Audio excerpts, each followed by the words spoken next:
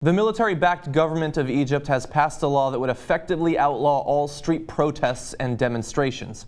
And if you're a fan of democracy, you're probably not going to like this change to Egyptian law. Specifically, the new law effectively bans any public gathering of more than 10 people without governmental approval. It requires notification of the authorities 3 days in advance of any protests, and it specifically bans all demonstrations at places of worship, one of the very common sites where they would be held.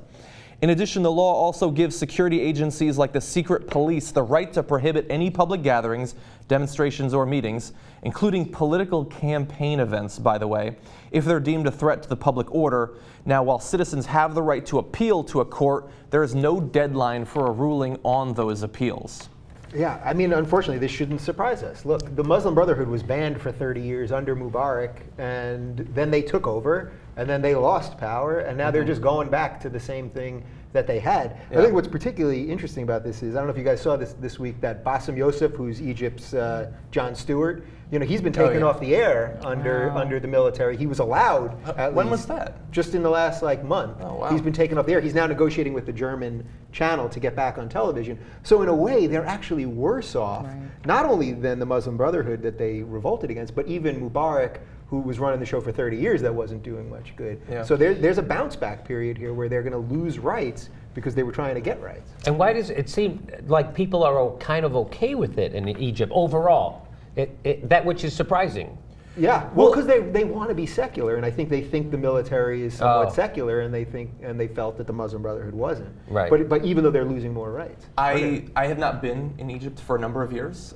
Since your grad 2006. Yes. Well, no, actually, it was undergrad.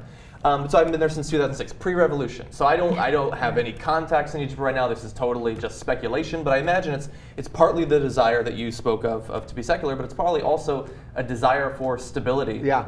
I mean, like, those crowds were out there for a reason. They were speaking what people were thinking. But after two governments being brought down by the very sorts of protests that are being banned here, I'm not saying it's right. In fact, I think it's very wrong. But I can imagine why some people on the ground might be kind of protest weary. When you were in Egypt, did you see Cleopatra?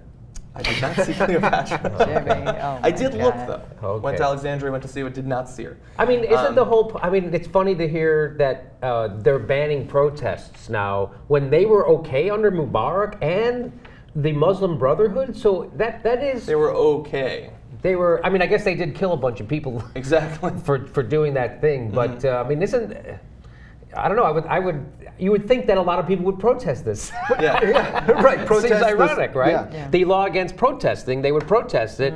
It's something that they're good at protesting in Egypt. Yeah, well, I agree with you, though. I think there is fatigue. I think there's just, after you've had one revolution to get rid of one guy, and then you tried it democratically, and then there was a coup, even though we don't call it a coup, to get rid of him. I think there's just like an element of we just want to live, and not necessarily feel like we have to be in Tahrir Square every day protesting. Yeah.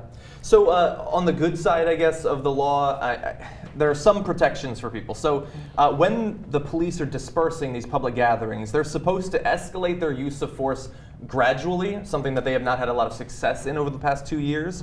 And so they begin with verbal warnings, they follow that up with non-lethal measures like tear gas, clubs, and ultimately birdshot, which that sounds pretty deadly there, potentially. Yeah.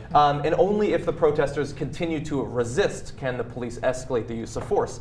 But as they point out here, the police are not trained in a fashion that when confronted by hundreds or thousands of people, they are able to escalate the use of force gradually. And that's why you have police shooting protesters. I was going to say, I mean, even just, I don't know how much I trust the judgment of officers, period. Like you say, it's their training, but just also in general, they could say anything. They could categorize behavior in any way they so choose. So I don't put a lot of stock in that.